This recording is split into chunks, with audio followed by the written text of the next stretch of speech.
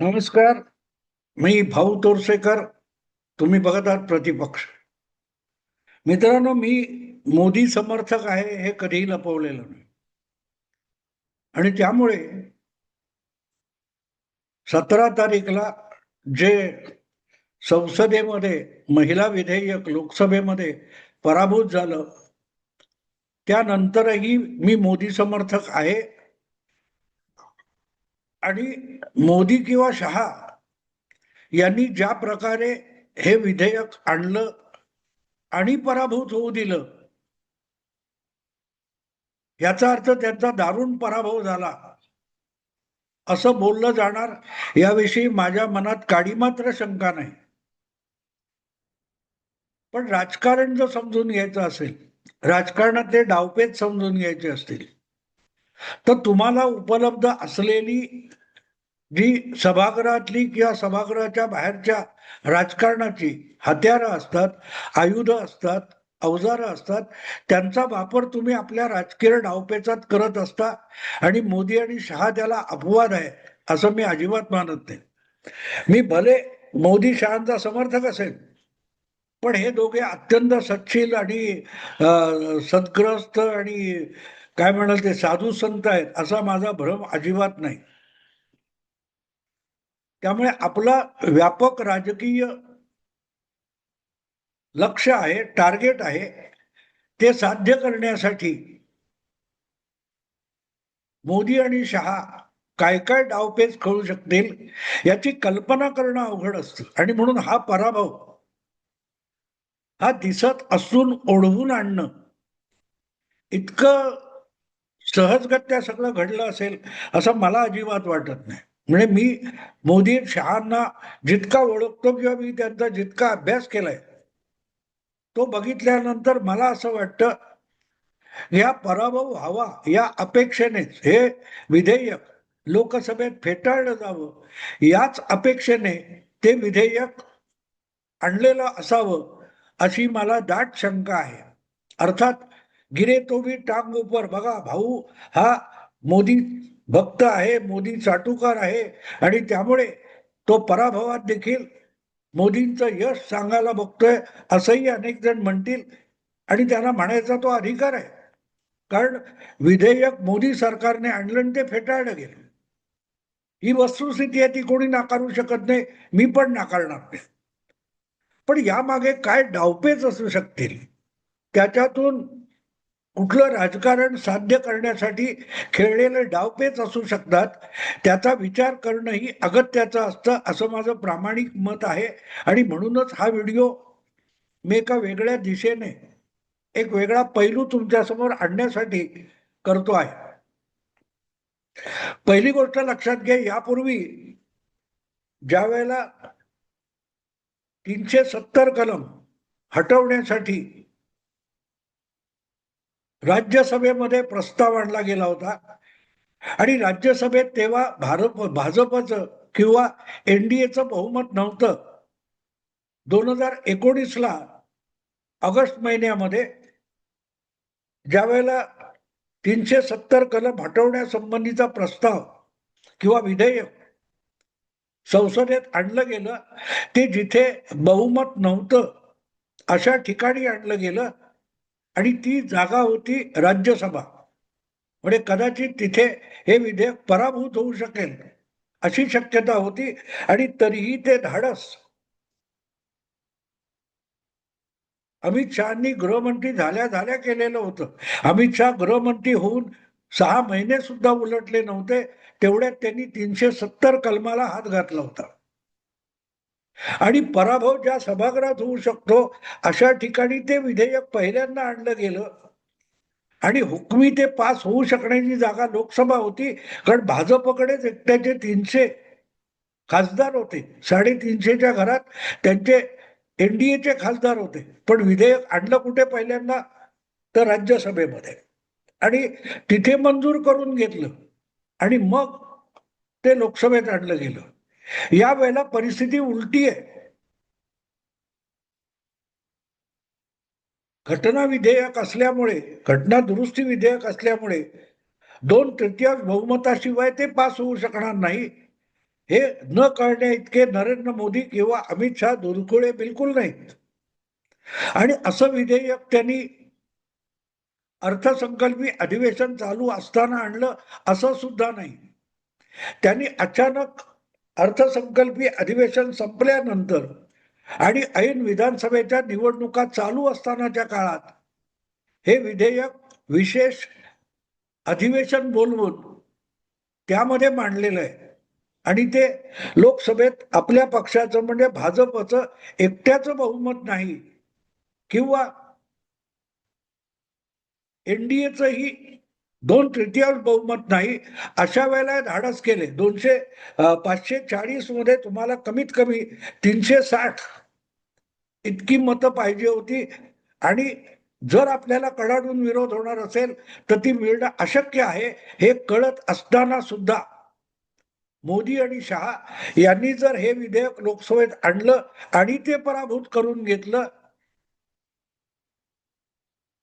तर ते पराभव हवा होता म्हणून केलंय का, आणि हवा असेल तर कशासाठी आहे याचाही विचार करणं आवश्यक आहे.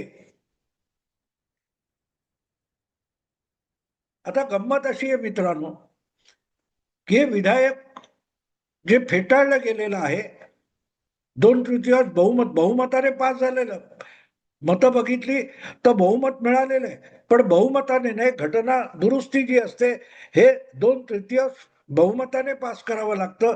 आणि तिथे ते फेल होणार याविषयी शंका नव्हती. याचं कारण असं आहे की जसं 370 हे राज्यसभेत आणताना तिथे फ्लोअर मॅनेजमेंट करून आपल्याकडे हुकमी बहुमत नसताना 2/3 बहुमत नसताना तिथे ते विधेयक संमत करून घेण्यात आलं आणि नंतर लोकसभेत आणलं. याचं कारण दोन्हीकडे हे विधेयक संमत झालं पाहिजे आणि 370 आणि 31A कलम रद्द झालं पाहिजे याविषयी मोदी शहांना अगत्य होतं. आणि त्याप्रमाणेच 2019 मध्ये 370चा खात्मा करण्यात आला. गंमत अशी आहे की मग महिला विधेयक आणि महिलांना 30% आरक्षण देणारं विधेयक लोकसभेत आणल्यानंतर ते पास होऊ नये अशी मोदी शहांची इच्छा होती का? बिलकुल नाही. महिलांना हे आरक्षण द्यावं ही मोदींची इच्छा आहे. आणि काय ते नारी वंदना वगैरे हा उद्योग त्यांनी आधीपासून केलेला आहे. पण हे सगळं करताना राजकारण देखील लक्षात घ्यावं लागतं. आपण जे काय करतोय त्याचा राजकीय फायदा आपल्या राजकारणाला, आपल्या पक्षीय भूमिकेला, आपल्या विचारधारेला झाला पाहिजे ही प्रत्येक पक्षाची अपेक्षा असते, त्या पक्षाच्या नेत्यांची अपेक्षा असते. आणि त्यामुळे ते विधेयक आणून ते पराभूत झालं तर फायदा आहे की ते विधेयक फेटाळलं गेलं तर फायदा आहे, याचाही राजकीय नेता विचार करत असतो. आता लक्षात घ्या, इथे लोकसभेच्या निवडणुकीनंतर पहिल्यांदा सुस्पष्टपणे एका बाजूला एनडीए आणि एका बाजूला एनडीए, म्हणजे जी लोकसभा निवडणुकीपूर्वी काँग्रेसच्या नेतृत्वाखाली, राहुल गांधींच्या नेतृत्वाखाली आघाडी तयार झाली होती, त्याचा सरळ सरळ दुभंग महिला विधेयकाच्या, घटनादुरुस्तीच्या विधेयकाच्या मतदानातून आपल्याला दिसतो. 230 जागा आयएनडीए म्हणणाऱ्या आघाडीला मिळाल्या किंवा भाजपच्या कट्टर विरोधकांना 230 जागा लोकसभेत निवडणुकीनंतर मिळालेल्या होत्या. आणि आत्ता पडलेली मतं बघितली विधेयकाच्या विरोधातली तर ती नेमकी तितकीच आहेत. आणि जितकी मतं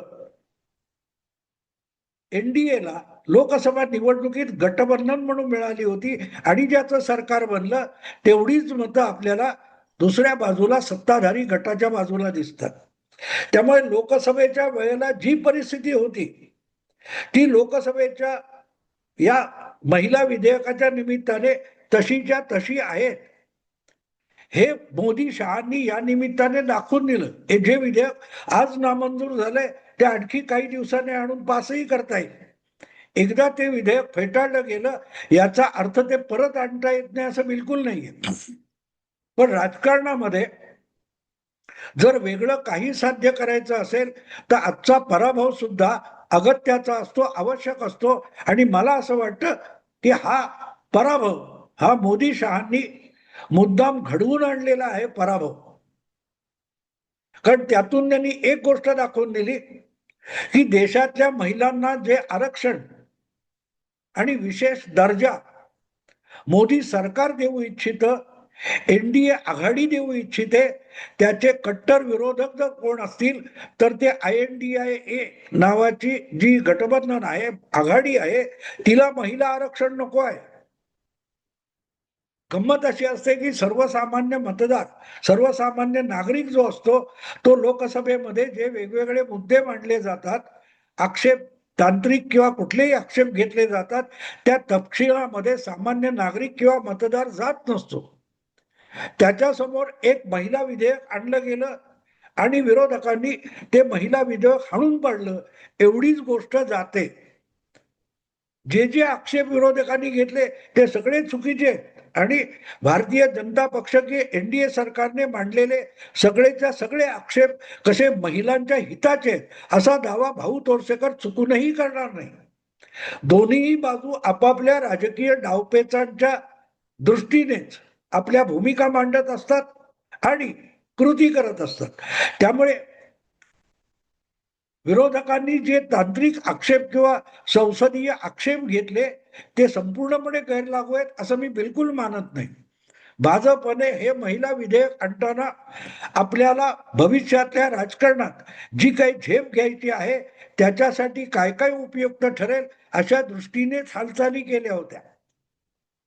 आणि त्यामुळे भाजपचा ह्या मतलबी डाव हाणून पाडणं हे विरोधकांचं कर्तव्य होतं. पण ते कर्तव्य पार पाडताना जनमानसासमोर, प्रामुख्याने देशातली जवळपास अर्धी लोकसंख्या किंवा अर्धा मतदार असलेल्या महिलांसमोर विरोधी पक्षाचा कुठला चेहरा गेला हे पण लक्षात घेतलं पाहिजे. आणि आज तमिळनाडू आणि बंगाल या दोन विधानसभा निवडणुकांचं मतदान व्हायचं आहे. त्या निवडणुका ऐन भरात आहेत.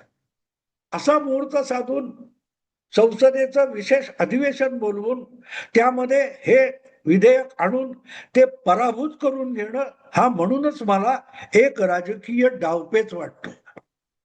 बंगाल असो किंवा तमिळनाडू असो, ही दोनही राज्य भाजपच्या आवाक्याच्या बाहेरची राहिलेली आहेत आणि यावेळेला पहिल्यांदा भाजप बंगालमध्ये महिला मुख्यमंत्री असलेल्या ममता दिदी समोर खरं खुरं आव्हान घेऊन उभा आहे. आणि ममता दिदी यांचा जो राजकीय कणा आहे तो मुस्लिम आणि महिला असा मानला जातो. अशा वेळेला अजूनही प्रचाराला 4 दिवस आणि जवळजवळ 10 दिवस बाकी असताना हे विधेयक संसदेत नामंजूर झाल्यानंतर तमिळनाडू असो किंवा बंगालमध्ये असो, प्रचाराचा सूर पुढच्या 4 दिवसामध्ये काय आळवला जाईल याची कल्पना करा. या दोनही राज्यामध्ये मिळून जवळजवळ 81 लोकसभेच्या जागा आहेत. आणि या दोन विधानसभांमध्ये पुढच्या 3-4 दिवसामध्ये ज्यांनी या विधेयकाच्या बाजूने मतदान केलंय आणि ज्यांनी या विधेयकाच्या विरोधात मतदान केलंय अशी उभी दुफडी मतदारासमोर गेलेली आहे. तेव्हा या दोन राज्यामध्ये जो महिला मतदार बाहेर पडणार आहे त्यातल्या 4-5%, 10-15% मतांच्या महिला मतावर जर या पराभवाने प्रभाव पडणार असेल तर तो भाजपसाठी लाभदायक असणार आहे, एनडीए साठी लाभदायक असणार आहे. कारण लक्षात ठेवा, तमिळनाडूतला डीएमकेला चॅलेंज देणारा प्रतिस्पर्धी अण्णा द्रमुक आहे आणि अण्णा द्रमुक या विधेयकाच्या बाजूने उभा राहिलाय. तर तुमच्या बंगालमध्ये ममता दिदी या महिला मुख्यमंत्री असून सुद्धा महिला आरक्षणाच्या विरुद्ध उभ्या राहिल्यात. हे चित्र मतदारासमोर गेलेलं आहे आणि पुढचे जे काय मतदानाच्या आधीचे म्हणजे 21 एप्रिल पर्यंत आणि उरलेल्या मतदारसंघामध्ये 27 एप्रिल पर्यंत जो प्रचार चालणार आहे त्यामध्ये आमच्या समोर, एनडीए समोर, भाजप समोर जे विरोधाला उभे आहेत ते महिलांचे विरोधक आहेत, महिलांचे शत्रू आहेत, असं चित्र भारतीय जनता पक्ष आणि एनडीए उभं करणार हे विसरू नका. तामिळनाडूमध्ये असंच बघितलं तरी महिला हा प्रभावी मतदार आहे आणि त्याचा प्रभाव निवडणुकीच्या निकालावर मोठ्या प्रमाणात पडत असतो. जे तांत्रिक मुद्दे संसदेच्या, लोकसभेच्या चर्चेमध्ये उपस्थित केले ते सामान्य मतदाराच्या आणि महिला मतदाराच्या आवाक्याच्या पलीकडचे आहेत. भाजप हे डावपेच खेळत होता, भाजप ते राजकारण खेळत होता, हे सामान्य महिला मतदाराच्या पचनी पडणारी गोष्ट नाही. पण दुसरीकडे यांनी महिलांना आम्ही 30% आरक्षण देत होतो आणि त्याच्या विरुद्ध ममता दिदी किंवा डीएमके गेला याचा प्रचार पुढच्या 10-12 दिवसामध्ये जोर जोरात कर्कश आवाजात केला जाणार आहे. आणि जेव्हा आपल्या प्रतिस्पर्ध्याच्या विरुद्ध असा प्रचार करण्याची संधी भाजपला किंवा एनडीएला मिळते तेव्हा त्याचा लाभार्थी कोण असेल याचा विचार करा. मग कळेल की ऐन विधानसभा निवडणुका रंगात आलेल्या असताना अचानक हे अधिवेशन बोलवून हे विधेयक का मांडलं गेलं आणि का पराभूत करून घेतलं. या पराभवात हा ओढवून आणलेला पराभव हा वरकरणी राजकीय दृष्ट्या भाजपला, मोदीला आम्ही हरवलं अशा फुशारक्या मारणारे जे आहेत त्यांच्यासाठी खुशीचा मामला असेल. पण ज्या राज्यामध्ये मतदान होऊ घातलेलं आहे तिथे याचा परिणाम काय होईल त्याचा विचार करा.